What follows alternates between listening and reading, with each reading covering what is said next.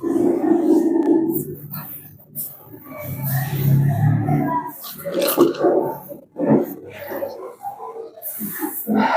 bismillah. Assalamualaikum warahmatullahi wabarakatuh. Waalaikumsalam warahmatullahi wabarakatuh. Alhamdulillah, assalatu wassalamu ala rasulillah wa ala alihi wa man walah, amma ba'du. Para pemirsa sekalian, alhamdulillah kita pada malam hari ini berkesempatan untuk bisa berjumpa lagi di dalam podcast Cokam Mengaji, yang insya Allah pada pertemuan kali ini kita akan berbincang-bincang seputar tentang Al-Jamaah. Namun sebelum daripada itu, kami dari tim Cokam Mengaji turut bersedih hati, turut berduka cita atas musibah yang menimpa saudara-saudara kita semua yang ada di Aceh, Sumatera Barat, Sumatera Utara. Semoga Allah berikan kelapangan hati bagi para korban, dan bagi korban jiwa semoga Allah berikan tempat terbaik di sisinya kelak.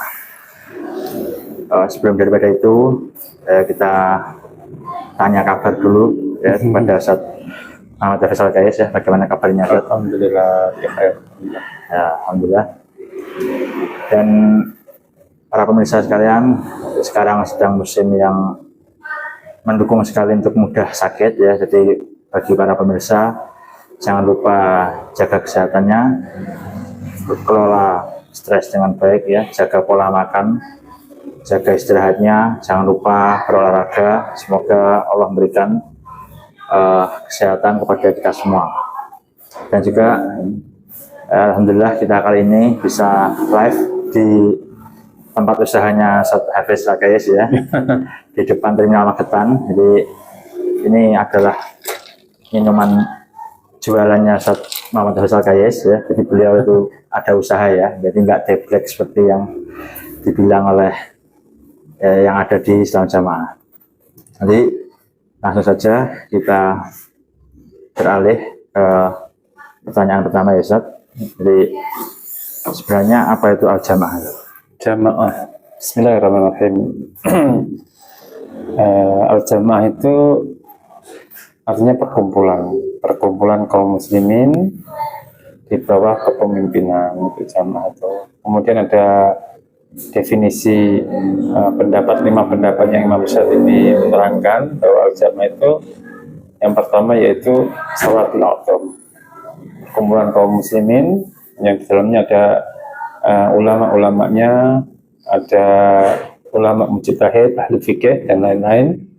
Yang kedua yaitu para sahabat secara khusus, kemudian ulama-ulama ahli fikih, ahli usul, ulama hadis, mengikuti mereka semua ini hukumnya al-jamaah. Kemudian yang kelima, yang keempat itu tadi yang pertama apa? Yang pertama itu as-salatul a'dham. Kemudian ulama mujtahid secara khusus. Kemudian sahabat khusus, sahabat mengikuti sahabat secara khusus manhaj mereka. Yang keempat ulama ahli fikih, ahli usul, itu mengikuti mereka, itu juga termasuk al-jamaah. Dan yang kelima yaitu orang Islam menyepakati satu orang sebagai pemimpin mereka untuk ditaati li kitabillah wa sunnah, untuk menjalankan aturan Allah Rasul lewat Al-Quran dan Sunnah. Itu termasuk al-jamaah. Sebenarnya al-jamaah 5 ini hukumnya sama, yaitu ahlul Islam alal haqq. Jadi orang-orang Islam yang berdiri di atas kebenaran itu dimasuk adalah al-jamaah. Maksudnya al-jamaah itu. Tadi kan ini kan kayaknya kurang dari 2 menit sudah dijelaskan penjelasan rinci tentang al-jamaah. Tapi penjelasannya juga simpel bagi saya simpel saja. Nggak tahu kalau bagi para pemirsa Tapi kenapa pemahaman yang simpel ini kok rasanya tuh susah dipahami? Bisa dipahami. Baik. Ini penjelasan al-jamaah yang masa kita yang di matan Islam jamaah itu kan mengambil dasar dari yang Imam Syatibi yang kelima tadi, mengangkat satu orang sebagai amir itu kenapa sulit dipahami, sangat kelihatannya simpel, tapi di dalam konteks Islam jamaah kok sulit, karena Kalau menurut ahli hadis, ulama-ulama, yang dimaksud imam itu kan kita harus membedah dulu. Imam itu apa? Yang dimaksud imam yang harus taati apa? Itu harus dibedah dulu. Imam itu adalah orang yang berkuasa. Karena imam, sultan, malik, apalagi itu khilafah, itu kan semua itu kan berkuasa. Dan syarat-syaratnya harus terpenuhi ketika seseorang mengangkat seorang sebagai amir atau imam. Syaratnya seperti mempunyai kekuasaan, punya sultan, mempunyai pasukan, saukah, mempunyai apa itu wilayah, kemudian dikenal, diketahui keberadaannya. Ini sudah harus terwujud semua. Kalau sudah terwujud, baru boleh diangkat sebagai imam atau amir atau sultan. Ketika pemimpin ini sudah diketahui dan diangkat sebagai amir, maka itulah amir yang dimaksud di dalam al-hadis. Kenapa kok susah? Karena dalam Islam Jamaah itu memahami amir, sultan itu sama seperti dengan amir dakwah. Jadi kelompok kecil, ya seharusnya makna dari al-Jamaah itu kan kelompok besar, umat Islam, bukan kelompok besar. Itu dikecilkan menjadi kelompok kecil, makanya akan susah untuk diterapkan. Ini jadi susah akhirnya. Akhirnya orang yang tidak baik pada kelompoknya yang kecil ini hukumnya keluar dari jamaah, hukumnya murtad atau kafir. Tidak baik pada amirnya dihukumi mati jahliyah dan sebagainya. Itulah yang jadi susah itu. Oh iya. Dan apa namanya? Ini sebenarnya penjelasan ini tuh Zat. Saya tuh jadi teringat materi SMP, materi PKN atau IPS ya, saya lupa. Di definisi negara. Definisi negara kan menurut apa ya? Montesquieu kalau nggak salah. Itu ada 3 itu. Ya sama seperti penjelasan tadi. Ada 4. Jadi punya wilayah, punya tentara, benar itu punya tentara, punya pemerintahan, dan yang keempat itu harus diakui negara lain. Harus diakui, betul. Kalau itu menurut teori negara modern. Jadi penjelasan Asyatibi jadi. Iya, Asyatibi itu menjelaskan 5. Kalau rinciannya syarat-syarat imam itu dari Ibn Taimiyah. Oh, Ibn Taimiyah. Iya, Ibn Taimiyah kan menjelaskan Nabi Sallallahu Alaihi Wasallam Nabi memerintahkan untuk bintoatihi, mentaati imam yang maujudin, al-maklumin, yang berwujud, wujudnya itu ada, sosoknya itu ada, tidak disembunyikan, al-maklumin, dikenal, diakui oleh negara lain. Ya kan, itu ada memang. Syekhul Islam Ibnu Taimiyah menjelaskan demikian. Harus diakui. Itu kalau sudah seperti itu berarti hukumnya itu baru berlaku ancaman mati jahiliyah baru berlaku. Nah ini yang jadi susah itu ketika amir penguasa ini diterapkan ke amir kelompok. Amir yang skalanya kecil itu yang jadi susah. Oh iya. Jadi saya ketika ingat materi SMP, lanjut Ustaz, ini pertanyaan pengembangan saja. Benarkah setelah para mantan Islam Jamaah itu keluar dari kelompok Islam Jamaah, itu mereka itu sekarang itu sebenarnya tidak menetapi al-Jamaah? Betul. Tidak benar. Karena kenapa mereka mengatakan demikian? Karena mereka menganggap atau mempunyai pemahaman bahwa konsep Jamaah itu harus ada beramir, berfiat, bertoat. Dan dalam kelompok kecil itu. Jadi keluar dari Islam Jamaah itu tidak membuat seseorang itu keluar dari al-Jamaah. Karena al-Jamaah itu menurut ulama itu bukan organisasi, bukan komunitas. Jadi ulama itu menjelaskan bahwa al-Jamaah itu ya menetapi kebenaran. Bila di situ ada penguasa, imam yang sah menurut syariat, maka taat kepada imamnya. Taat kepada imamnya itu sudah dikatakan jamaah. Oh iya. Jadi keluar dari Islam Jamaah itu tidak dikatakan keluar murtad, tidak dikatakan keluar dari Islam. Justru yang membentuk jamaah sendiri dengan memahami bahwa jamaah yang saya bentuk ini adalah jamaatul muslimin, satu-satunya yang benar, itu yang pelaku dari bid'ah. Kalau kita mengkaji dari Imam Syatibi kemarin yang kita sempat katakan di kitab Al-I'tisam itu kan ya. iltizam jamaah ghairi jamaatul muslimin bid'ah. Jadi membentuk suatu jamaah selain jamaatul muslimin, jadi dia membentuk tanzimah sendiri, kelompok kecil, kemudian meyakini bahwa imam yang ada di kelompoknya itu merupakan imamul azam, berlaku hadis-hadis tentang ancaman bayat, maka ini dikatakan bid'ah. Jamaah bid'ah itu seperti ini, tidak diperbolehkan. Nah, iya, jadi kan tadi kan kesimpulan yang saya garis bawahi tadi dari penjelasan antum kan, menetapi jamaah itu sebenarnya menetapi kebenaran. Iya, tapi kebenaran itu. Jadi pertanyaan-pertanyaan ini itu muncul karena asumsi tadi, asumsi penanya, asumsi kebanyakan warga Islam jamaah itu ya, menetapi jamaah itu ya harus beramil, harus berkelompok. Jadi itu kan. begitu keluar dari Islam jamaah terus gabung di gitu. Ya, itu keluarnya di situ. Asumsi awalnya itu saja.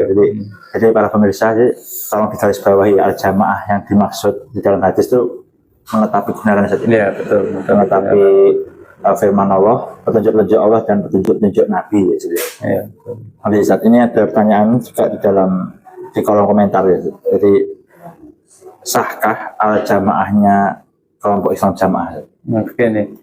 Kelompok Islam jamaah itu ketika meyakini bahwa imamnya yang di baiat itu adalah imamul a'zam, jadi orang yang tidak baiat kepadanya dihukumi mati jahiliyah, yang keluar dari jamaahnya dihukumi murtad, maka ini hukumnya tidak sah. Tidak sah. Kalau ada keyakinan seperti itu tidak sah. Berarti supaya sah ya? Supaya sah nanti ada lagi. Jadi itu kalau mempunyai keyakinan seperti itu berarti ini sama seperti pelaku bid'ah. Tidak boleh, karena Syekhul Islam Ibnu Taimiyah itu juga menjelaskan tentang pendirian imam. Dia mendirikan imam tapi tidak mempunyai syarat-syaratnya, tidak terpenuhi. Jamaah ini sudah terbentuk, misalkan Islam itu sudah ada, tapi dia mendirikan imam sendiri. Laisa li ahadin ayyunsib syakhsan li imamah. Jadi tidak boleh bagi seseorang mengangkat seseorang sebagai imamati jamaah muayyinah. Jadi membentuk menetapkan jamaah tertentu, orang tertentu diangkat sebagai imam tanpa pengetahuan, tanpa diketahui kenal luas. Fahadha min fi'lil ahli bid'ah, maka ini termasuk perbuatan dari ahli bid'ah. Jadi nggak boleh. Nah, bagaimana biar bisa sah? Itu menurut Syekh Ibnu Utsaimin menjelaskan tanzim idari. Tanzim idari itu sebuah komunitas atau organisasi. Dia memang mendirikan pemimpin, mengangkat pemimpin dengan tujuan agar syiar-syiar Islam ini lebih terorganisir, terjaga. Ini biasanya yang diperbolehkan biasanya kaum muslimin yang tinggal di negeri-negeri kafir, negeri kafir. Jadi dia mendirikan tanzim ini, kelompok ini atau organisasi ini untuk mengatur kaum muslimin agar bisa mempermudah mereka untuk ibadah kepada Allah. Kalau di Indonesia itu karena kaum muslimin sudah banyak dan syiar-syiar Islam sudah tegak, itu berarti kita tinggal melebur. Melebur bersama kaum muslimin yang lain. Dengan kaum muslimin yang lain. Jadi kalau yang di luar negeri itu saya teringat biasanya di luar negeri itu ada Islamic Center kan? Ya, betul. Islamic Center situ ada satu yang ilmu itu jadi mufti. Jadi pemimpin yang mufti yang diikuti. Cuman dia tidak boleh mewajibkan untuk taat secara mutlak. Taat secara mutlak artinya keluar dari ketaatan dihukumi kafir, murtad dan lain sebagainya. Kemudian juga tidak ada ikatan bai'ah, karena hukum bai'ah tidak berlaku bagi imam-imam yang skalanya ini namanya a'immatus sughra, keimaman yang skala kecil yang memang untuk meramu orang-orang Islam, orang Islam yang tidak memiliki kekuasaan, ini kan tidak memiliki wilayah gitu. Iya, Ustaz. Kalau setahu saya tuh kayak Islamic Center yang punya mufti-mufti itu paling cuma sekitar kayak penetapan awal Ramadan, Ya betul. awal Syawal. Awal Syawal. Itu kan berkaitan dengan ibadah Iya. saja. Jadi mungkin imam dakwah itu yang kayak gitu saja. Ya, imam dakwah. Jadi imam dakwah termasuk kita memberikan nasihat pada jamaahnya.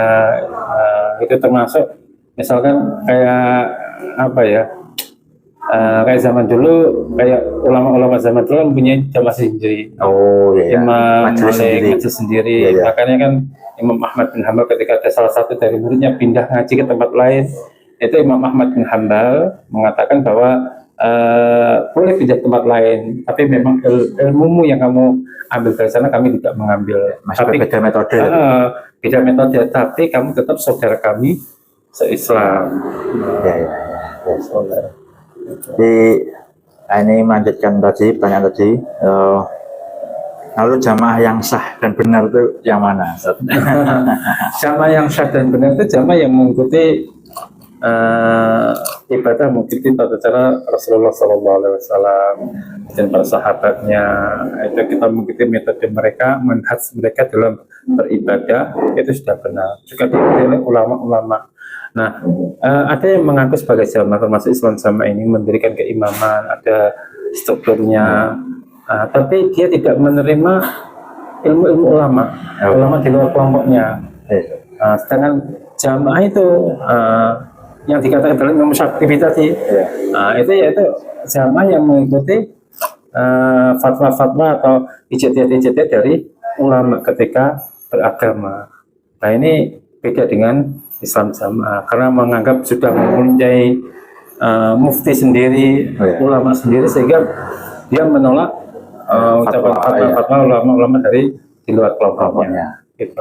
Ya, jamaah yang benar yang mengikuti ulama-ulama muktabar itu, pendapatnya ulama muktabar, karena seorang ulama yang sudah diakui keilmuannya, kapasitasnya sudah diakui, dia tidak akan mungkin keluar dari rel Quran dan hadis. Ya, tadi antum menjelaskan ya harus mengikuti tata cara atau petunjuk Rasulullah yang sesuai dengan pemahaman para sahabat. Itu kenapa harus sesuai pemahaman para sahabat? Ya, karena sahabat itu yang mengetahui langsung bagaimana Al-Quran itu diturunkan, mungkin penerapannya bagaimana, dan cara prakteknya Rasulullah itu bagaimana, sahabat itu. Jadi kayak penentunya itu di pemahaman para sahabat. Iya, penentunya pemahaman para sahabat. Memang Rasulullah mengatakan, ikutilah sunnahku dan sunnah Khulafaur Rasyidin Mahdiin. Pengganti-penggantiku yang benar, yang diberikan petunjuk. Jadi kita mengikuti para sahabat itu berarti mengikuti perintah dari Rasulullah SAW. Ya, jadi itu ya para pemirsa ya. Jadi tidak berilmu beramal itu sesuai pemahaman 5 bab saja. Iya, betul. Jadi harus sesuai dengan pemahaman para sahabat Rasulullah. Dan itu mungkin yang masih mungkin warga Islam jamaah masih ada yang bingung gitu ya. Jadi selanjutnya saat ini masih sama. Iya, masih seputar sama saja. Jadi podcast ini lahir itu kan ide awalnya gara-gara itu. Jadi kita sudah bikin video dari bedah kitab himpunan dengan pemahaman ulama yang lurus. Kita juga sudah ada video-video pendek yang pakai papan tulis. Terus apalagi nasihat-nasihat pendek antum gitu kan. Yeah. Itu kan sudah ada semua, tapi pertanyaan yang diajukan di komentar itu terus ya. Jadi saya tuh sebenarnya jengkel ya. Saya tuh jengkel. Iya, makanya itu saya kepikiran, adalah kita bikin podcast.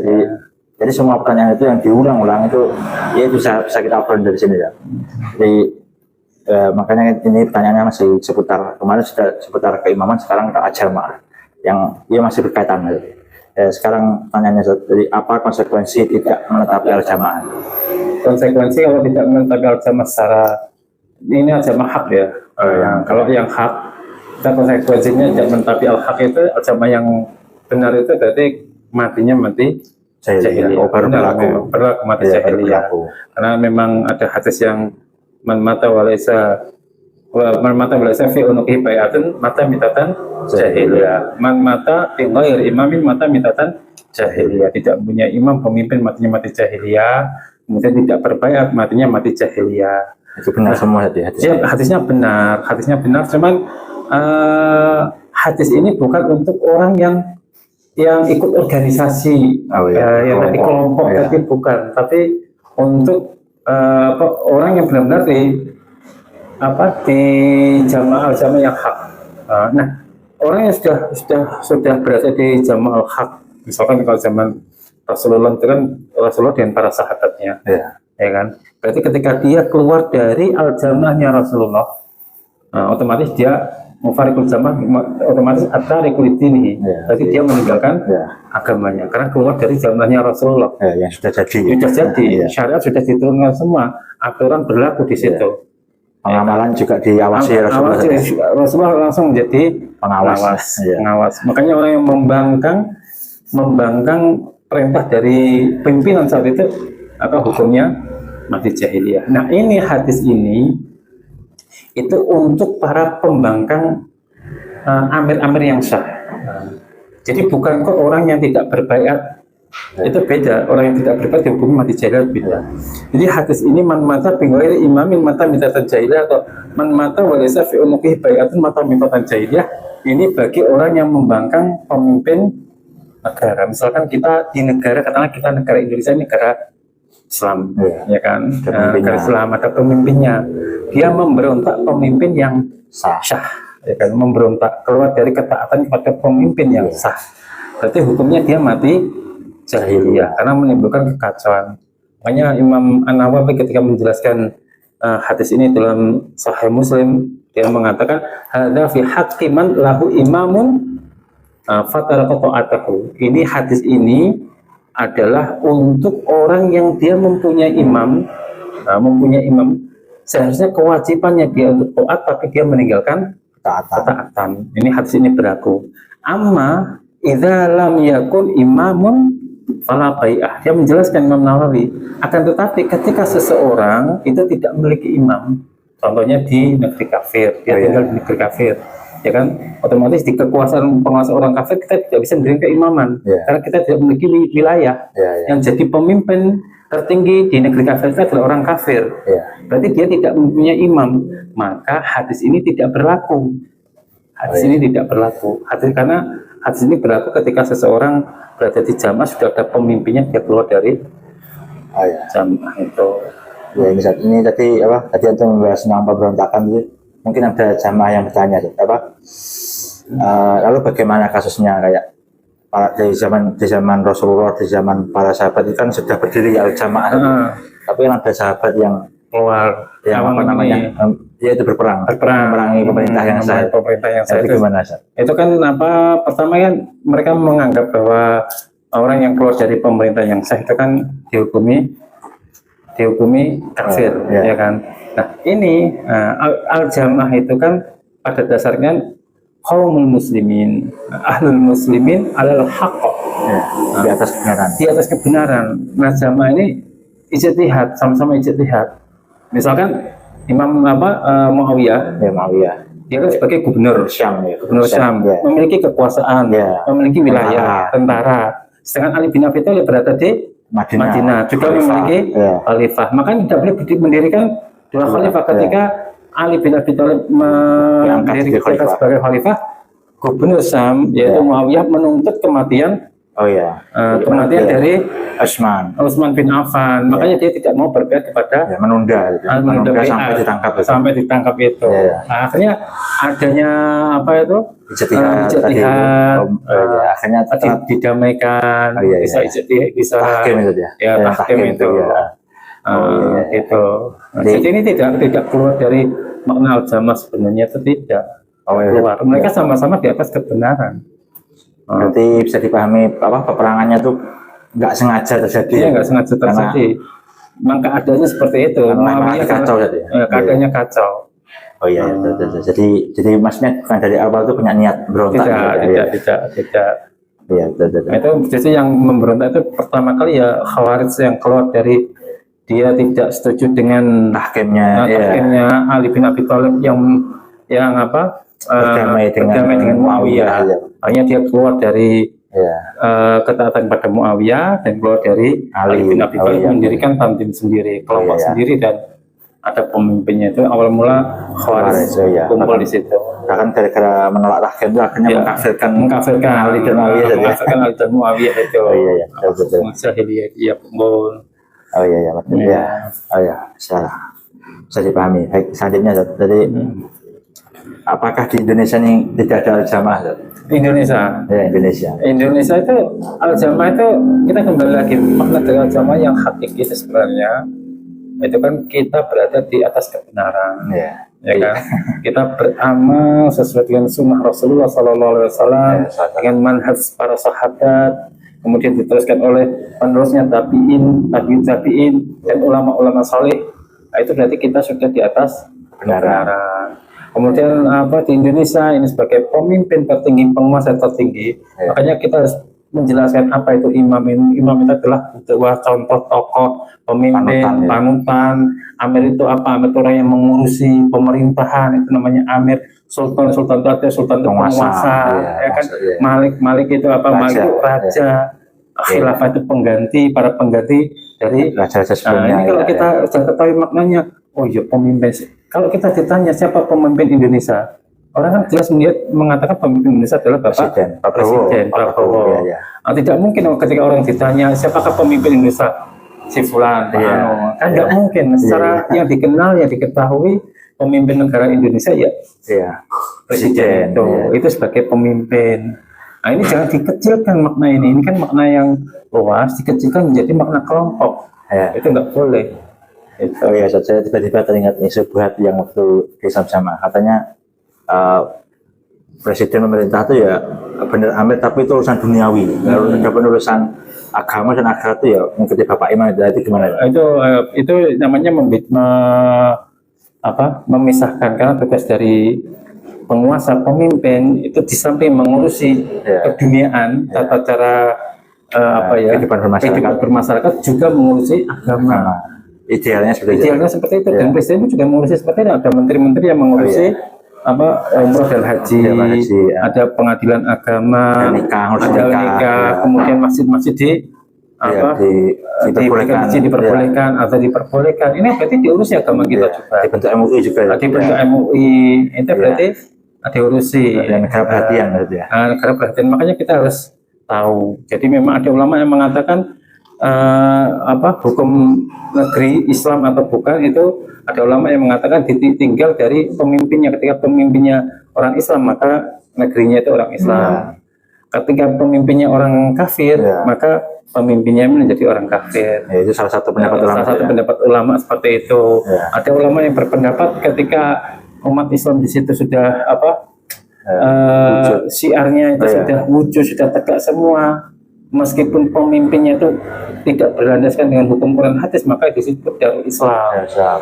Dasar-dasarnya dasar-dasarnya itu seperti Rasulullah SAW ketika akan menyerang sebuah negeri itu kan dilihat dulu ada adzan nggak, pagi hari ada adzan nggak.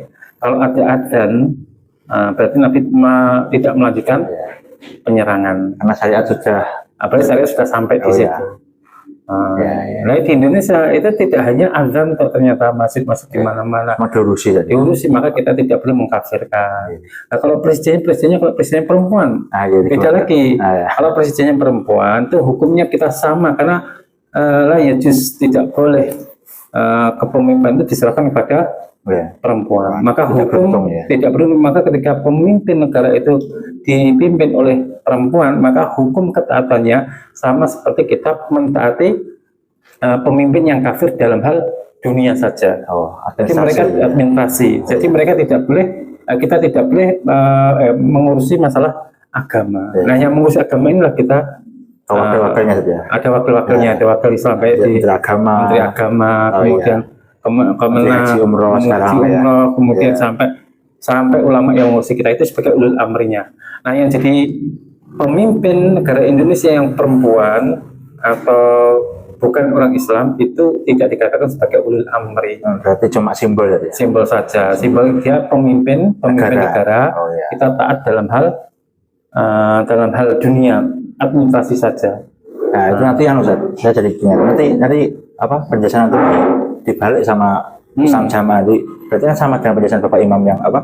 Pemerintah itu cuma ngurusin duniawi aja yang itu kalau pemerintahnya itu yang memimpin adalah orang kafir atau perempuan, maka tidak ada kewajiban tidak ada kewajiban untuk taat dalam masalah agama, tak boleh diusia agama. Kalau dibalik seperti itu, imam Islam Jamaah itu tidak syah karena syarat-syarat imamnya itu tidak terpenuhi, jadi tidak boleh. Syarat-syaratnya itu tidak terpenuhi. Berarti bisa disimpulkan gini sama penjelasan Bapak Imam itu apa namanya, pemerintah ngurusi duniawi aja itu oke, benar lah. Terus tapi yang ngurusi ngurusi apa namanya akhirat atau agama itu ya ulama.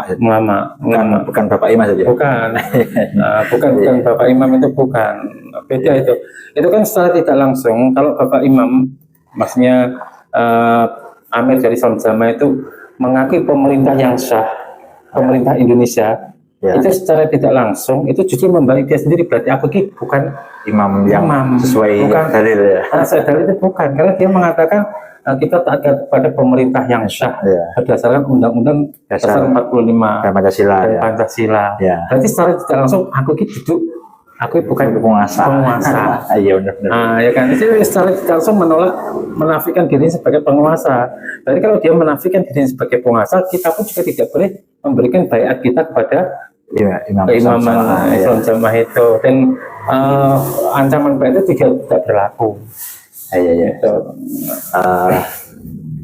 Oh ya, saat ini pertanyaan pengembangan saja. Jadi kalau misalnya kita atau warga Islam Jamaah ada yang hijrah atau yang keluar, dan nanti kalau misalkan mati, itu siapa nanti yang menjadi saksikan sebagai jamaah? Nanti gimana? Nah itu yang muncul dalam Islam Jamaah yang ayat dari surat Al-Isra itu, yaumanatul qula unasim bi imamihim. Mereka dari Islam Jamaah memahami bahwa imam mereka itu akan menjadi saksi bagi jamaahnya. Memang penjelasan dari ulama, tafsirnya itu kan bi imamihim ai bi kitabihim. Ada yang menjelaskan bahwa itu catatan amal. Itu memang ada seperti itu. Ada yang binabihim, dengan nabi mereka, utusan mereka, dengan nabi mereka. Ya, sesuai hadis itu saja apa? Yang syafaat itu saja. Syafaat itu, syafaat. Kemudian yang ketiga itu ada yang memang bi imami zamanihim, dengan imam zaman mereka. Nah, imam zaman mereka ini perlu dibedah. Ada dua. Jadi imam yang mengajak mereka kepada neraka, dan imam yang mengajak mereka ke dalam masuk surga. Nah ini jika diterapkan, memang tokohnya Islam Jamaah itu bisa menjadi saksi mereka. Kalau memang benar sesuai, itu bisa mengajak mereka ke surga. Tapi kalau dilihat dari dilihat dari strukturnya, maksudnya dilihat dari cara pengangkatan imamnya, kemudian ini kan nggak sesuai dengan syariah. Kemudian ijtihadnya juga banyak yang menyimpang dari syariah. Maka ini yang perlu dihati-hati. Kalau itu memang jadi imam bizamanihim, tokohnya dia, qudwahnya dia, itu juga bisa menjadi saksi. Dan adapun kita, ketika kita tidak memiliki imam, kalau tidak memiliki imam, maka yang jadi saksi itu ya termasuk catatan amalan kita, bumi yang kita pijak, tangan kaki kita, ini menjadi saksi kita. Jadi semuanya jadi saksi. Jangan sampai takut, cuma satu saksi itu. Gitu. Ya, soalnya kan itu kan apa? Katanya kalau dia disaksikan sebagai jamaah nggak bisa masuk surga. Itu kan itu pemahaman yang fasid itu, yang salah, pemahaman salah itu. Oh ya, baik saja. Tadi ada titipan pertanyaan di komentar yang baru bisa. Jadi kan sebenarnya di Islam Jamaah itu kan digembar-gemborkan tentang 5 bab. Tapi begitu misalkan di sekolah ada pelajaran pendidikan agama Islam, itu yang digembar-gemborkan ya rukun Islam, rukun iman. Nah itu tadi tanyanya lebih apa itu tanyanya lebih lebih penting yang mana katanya? Lebih penting yang rukun Islam dan rukun iman itu. Jelas saja. Jelas itu. Nah, terus lima bab gimana? Kedudukannya di dalam syariat itu gimana? 5 bab.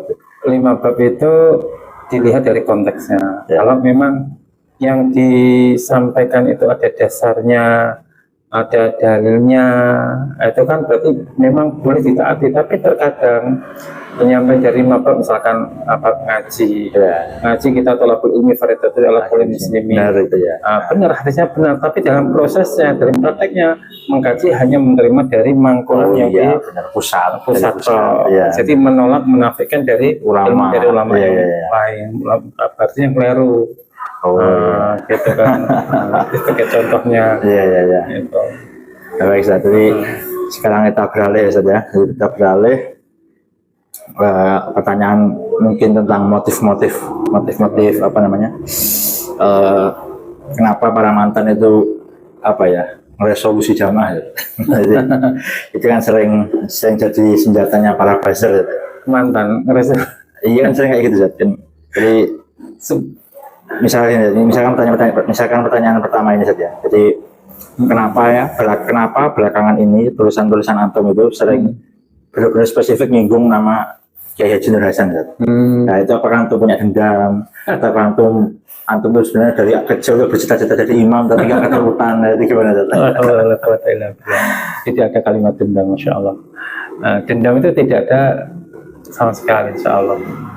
Yang saya kritisi itu bukan pribadinya, tapi pemahamannya beliau, Bapak Kiai Haji Nur Hasan, karena beliau sebagai pendiri, sebagai tokoh sentralnya Islam Jamaah, otomatis ketika saya mengkritisi pemahamannya, otomatis nama beliau kesebut. Karena beliau adalah tokoh publik yang pengikutnya banyak.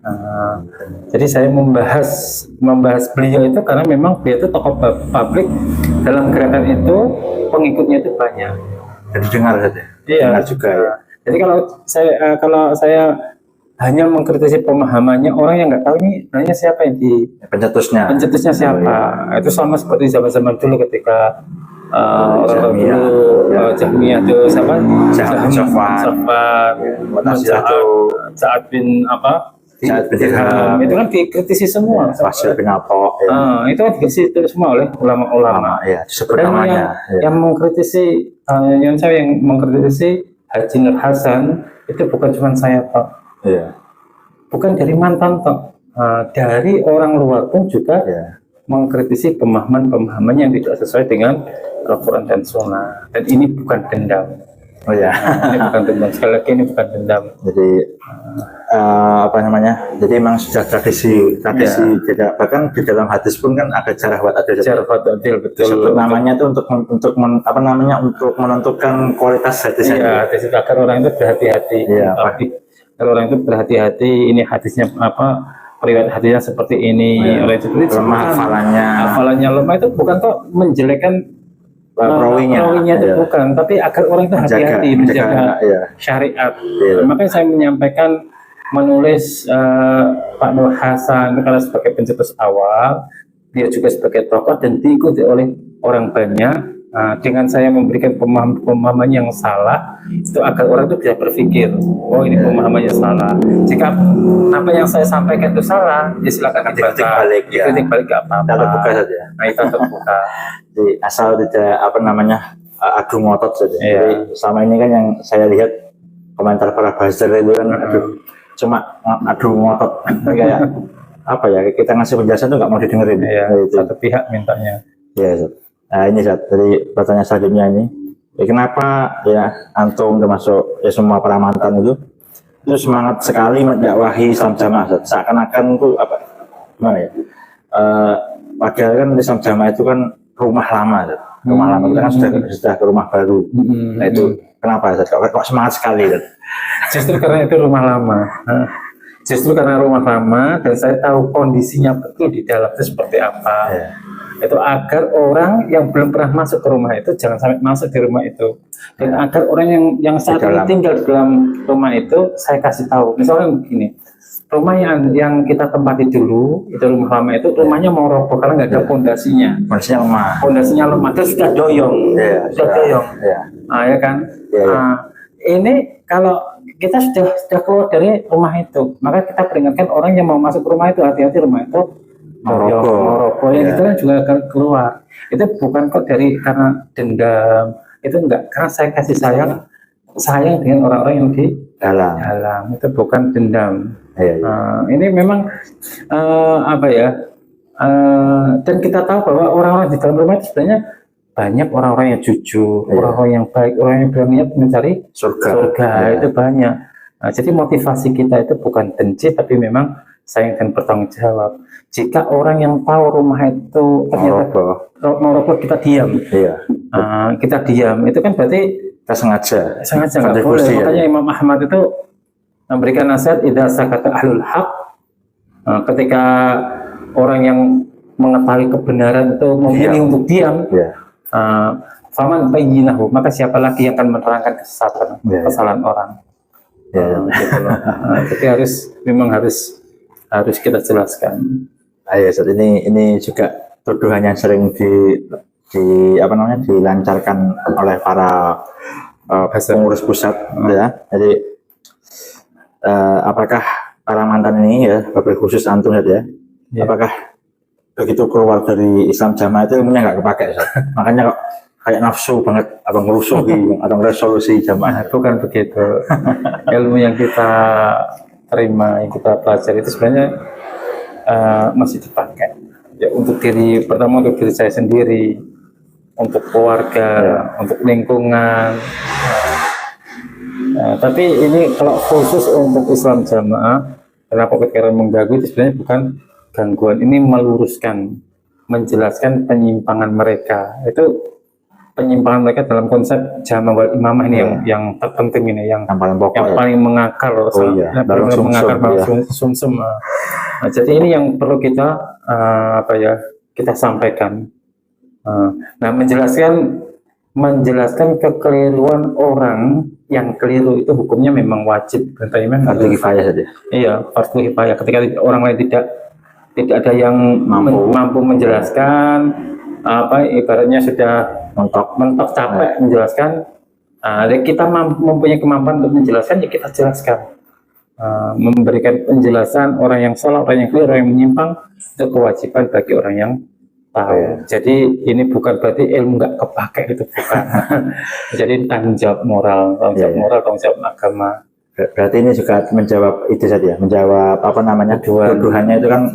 Kalau memang antum dari awal sakit hati atau nggak kepake, ya pastinya sejak keluar kan antum keluarnya 2018 itu pas sejak saat itu pasti harusnya sudah vokal saja.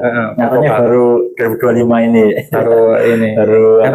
karena dulu kan tahun 2018 kan saya lihat kan teman-teman yang keluar dari Islam Jamaah kan sudah banyak. Kemudian yang guru-guru kita tiga syekh itu kan sudah menjelaskan berkali-kali.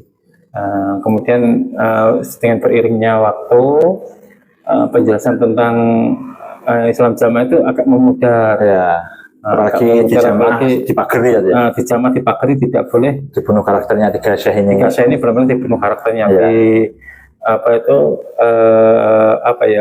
Direndahkan. Direndahkan. Dan itu disampaikan Jamaah itu tidak boleh menonton videonya tiga syekh ini. Nah ini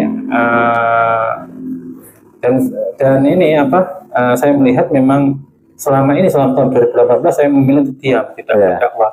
Nah ini tahun ini saya memilih untuk kembali berdakwah walaupun lewat tulisan-tulisan. Ya, mulanya dari situ saja. Ditambah ada usulan dari mantan jamaah, mantan sebenarnya masih bunglon waktu itu, masih di Islam Jamaah, hanya saja dia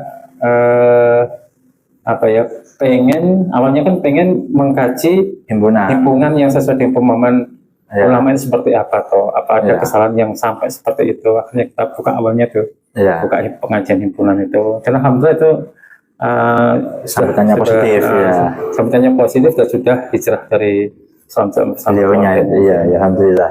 Jadi begitu ya pemirsa. Jadi apa namanya, Jaga Mengaji itu justru ide dari pengurus. Awalnya pengurus saja, Iya, itu masih pengurus dari Madiun.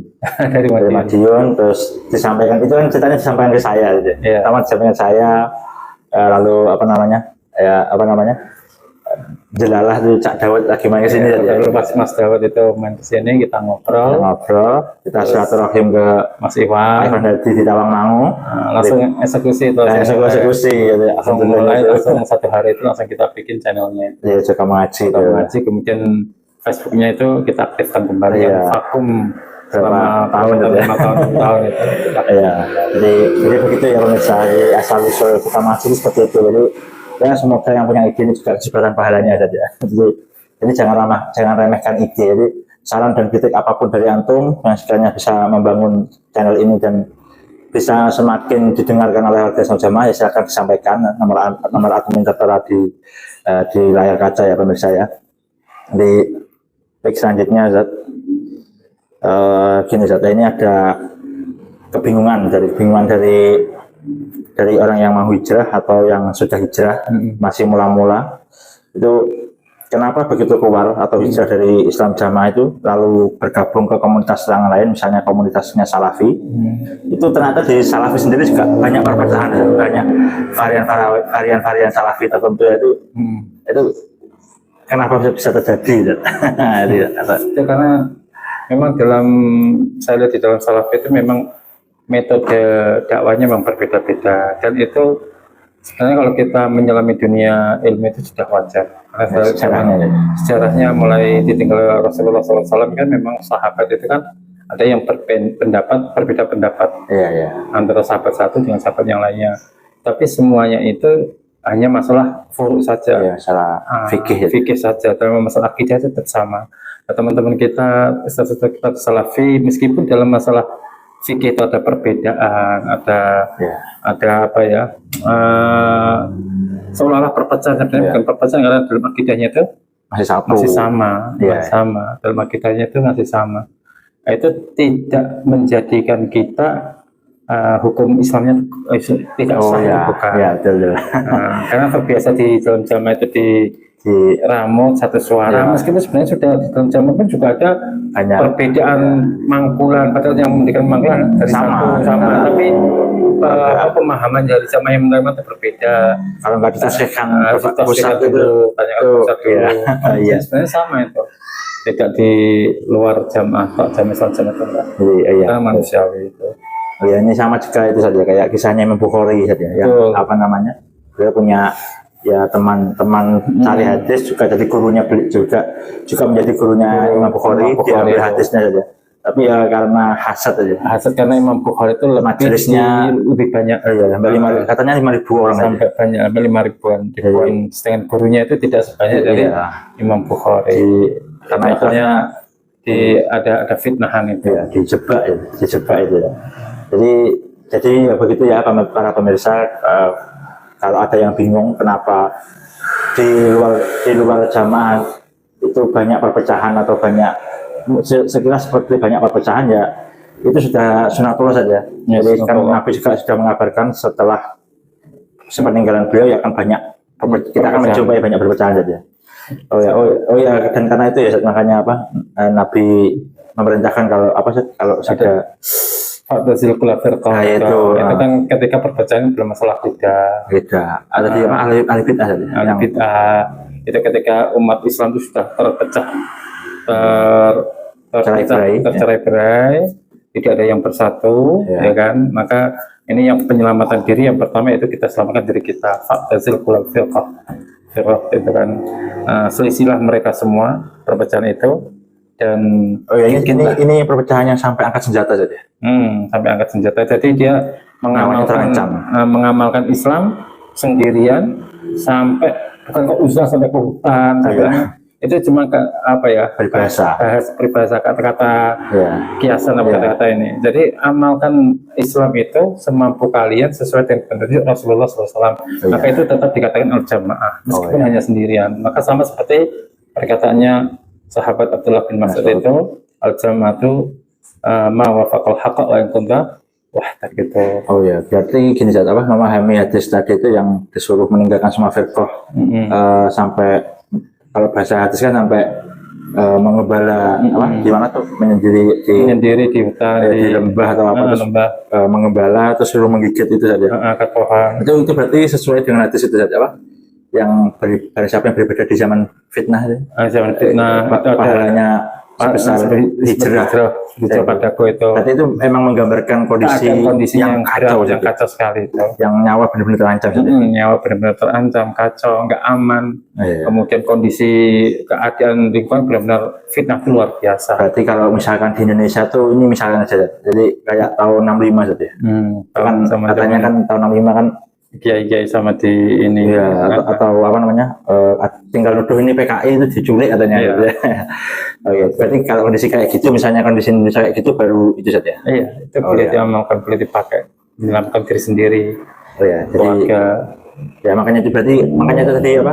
Tadi kan atau selalu menekankan jamaah itu ya menetapi kebenaran itu karena itu saja. Bukan harus berkelompok itu saja. Bukan, ini benar menetapi kebenaran itu memang tujuan awalnya itu mentapik kebenaran, al-jamaah itu mentapik kebenaran. Nggak ada faedahnya ketika kita berkelompok, tapi kita kesesatan. Oh iya. Iya Zat. Oke Zat. Oh ya Zatnya, jadi tanyanya, lalu bagaimana menyikapi tadi Zat? Menyikapi apa namanya? Ternyata begitu kita keluar dari Islam Jamaah, keadaannya seperti itu. Ya, banyak perpecahan. Itu pertama ya kita tenang, kita pahamkan diri kita bahwa perbedaan itu wajar, ya kan, kita tenang dulu. Selama jangan sampai kita justru membuat jamaah baru. Oh iya, kita tenangkan dulu, terus menguatkan. Berarti membuat jamaah baru itu kayak membuat ini kan tadi kan kondisinya kalau perang saja. Berarti kayak bentuk kelompok senjata baru. Ya, itu nggak boleh. Jadi kalau keadaannya di Indonesia seperti itu, misalnya kita lihat teman-teman di Ustadz Salafi seolah-olah geger terus dalam masalah ilmu, kita tenang. Kemudian kita menguatkan ilmu dasar seperti akidah, ilmu fikih, tauhid itu kita kuatkan dulu. Kemudian dekat dengan ustadz sunnah yang kita pandang mempunyai sifat warok dan lembut. Oh iya. Yang kita pandang, kita ambil. Kemudian jangan terburu-buru mengikuti kubu manapun atau mengikuti kelompok-kelompok debat. Kelompok debat ya. Jangan terburu-buru. Kemudian banyak berdoa. Oh iya. Ini apa namanya, penjelasan antum ini mengingatkan ya, awal-awal saya hijrah itu kan, ya itu memang semangat debatnya itu sangat tinggi. Jadi apa namanya, mungkin karena masih ke bawah itu Zat, apa kita tuh jadi gurune jagat ya, terus ilmu nyundul langit ya. Jadi rasa-rasa seperti itu ya, pakai kata dalam tempurung ya, rasa nyundul langit. Begitu tempurungnya dibuka, langitnya masih jauh. Jadi itu ya para pemirsa. Jadi kalau saya lihat itu fenomena baru hijrah terus pengen ustadz itu emang apa ya, kayaknya wajar, kayak perkataan ulama itu saja, begitu memasuki memasuki ilmu itu ada 3 tahap itu ya. Tiga tingkatan itu. Iya, yang pertama sombong. Yang kedua tawadhu ya. Tawadhu. Yang ketiga merasa tidak tahu apa-apa.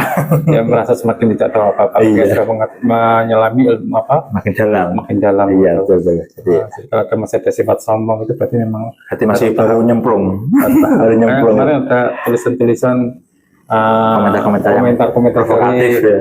Bukan dari teman-teman kita dari Islam Jamaah, dia menyebutkan dirinya, kalau saya sih alim, saya tahu ilmunya. Itu berarti kita harus menghargai, memahami bahwa dia baru, levelnya baru ini. Jadi kita pahamkan seperti itu. Oh ya, mungkin itu bisa juga difahamkan kepada para mantan Zat. Jadi kan kadang maksudnya kan kalau saya lihat kan di komentar kan juga pergulatan komentar antara mantan sama yang masih di dalam itu kan terlalu keras loh. Bahkan saling caci makinya ya nggak ada bedanya ya. Jadi gimana? Makanya gini, kita sudah keluar, Allah berikan kita hidayah, bisa keluar dari kelompok yang seperti itu. Kita sudah tahu sendiri. Maka kita jangan sampai mempunyai sifat-sifat atau perbuatan-perbuatan sama seperti kelompok yang sebelumnya.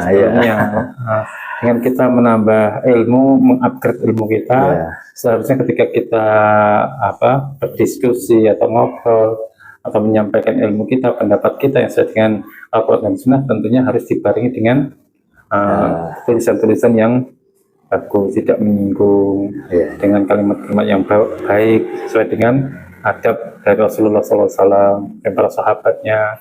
Itu jangan sampai mengulik sampai apa ya, sampai mencela pribadi. Oh iya betul. Jadi usahakan dalam berdakwah itu kita menggunakan bahasa yang baik dan benar. Wajadilhum billati hiya ahsan. Gitu ya. Bantulah mereka dengan sesuatu yang lebih baik, yang baik. Ya mungkin cukup sekian saja. Tanya ada banyak nih. Ada yang mau disampaikan? Tidak, cukup. Insya Allah. Ya, cukup. Jadi ya begitu ya para pemirsa. Nanti misalkan ada apa yang ditanyakan, silahkan ditanyakan di kolom komentar atau nomor WA admin yang tertera ya nomor saya. Jadi silahkan saja. Insya Allah nanti jika ada, insya Allah kita selanjutnya akan bahas apa saja. Ya nanti dilihat. Kita lihat nanti saja ya. Jadi silakan ditanyakan bagi yang masih bingung agar ilmu semakin terang benderang ya. Dan insya Allah kita akan sering-sering membahas tentang agama, imam, baiat dan seputar itu ya, karena di dalam Islam sendiri juga gencar ya. Gencar sekali nasihat-nasihat tentang apa? Ya tentang beramil, berbaiat, bertaat gitu. Jadi cukup sekian para pemirsa. Terima kasih sudah menyimak sampai akhir. Semoga apa yang kita obrolkan itu bermanfaat dan bisa dipahami dengan mudah. Subhanakallahumma wa bihamdika asyhadu an la ilaha illa anta astaghfiruka wa atubu ilaik. Wassalamualaikum warahmatullahi wabarakatuh. Waalaikumsalam warahmatullahi wabarakatuh.